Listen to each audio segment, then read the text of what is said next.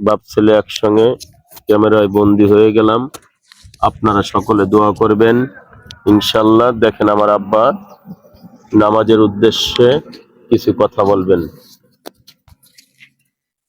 আজ আমি কিছু কথা বলতে চাই।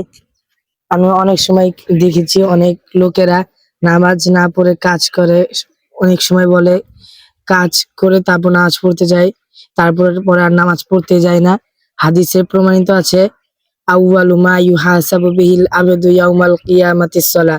কিয়ামতের দিন সর্বপ্রথম নামাজের হিসাব হইবে। এখন কিয়ামতের দিন সর্বপ্রথম নামাজের হিসাব হইব, কোনো কাজের হিসাব হবে না।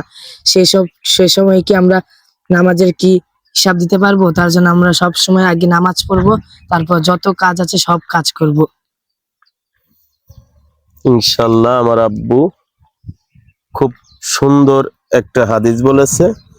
ইনশাল্লাহ আমরা সবাই চেষ্টা করব এই হাদিসটা শুনে এবং এই হাদিসের হুকুম আহকাম মেনে চলার চেষ্টা করব। ইনশাল্লাহ আমরা প্রত্যেকেই চেষ্টা করব যার যার জায়গা থেকে এই সুন্দর সুন্দর ছেলে মেয়েকে এই হাদিসগুলা তাদের কান পর্যন্ত শুনিয়ে দেওয়া, বুঝিয়ে দেয় এবং তাদের সঠিক বুদ্ধি এবং বিবেচনা, সঠিক বুদ্ধি সঠিক কাজে লাগানোর জন্য।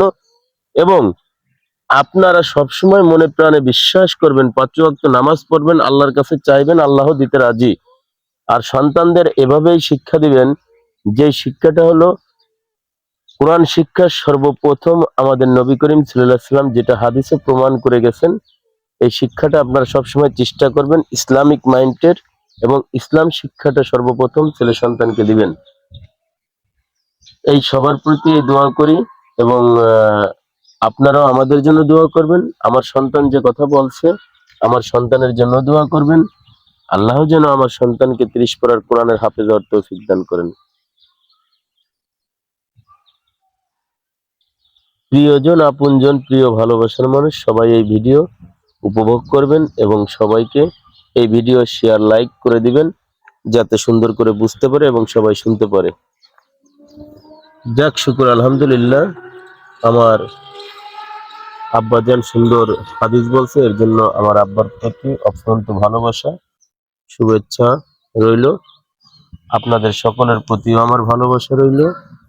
এভাবে মাঝে মাঝে আপনারা চেষ্টা করবেন কিছু কিছু জায়গায় গিয়ে কিছু কিছু ভিডিও সবাইকে উপহার দেওয়ার জন্য। আপনারা যার যার জায়গা থেকে সবাই চেষ্টা করবেন ইনশাল্লাহ এই সুন্দর সুন্দর ভিডিও উপহার দিলেন, এই দোয়া রেখে। এবং আমার বাবার কথায় কোনো কষ্ট পেয়ে থাকলে সর্বপ্রথম আমার আল্লাহ তাআলা সৃষ্টিকর্তার কাছে আমি ক্ষমা চেয়ে নিচ্ছি। আপনারা ক্ষমা দৃষ্টিতে দেখবেন। আসসালামু আলাইকুম ওয়া রাহমাতুল্লাহি ওয়া বারাকাতুহু।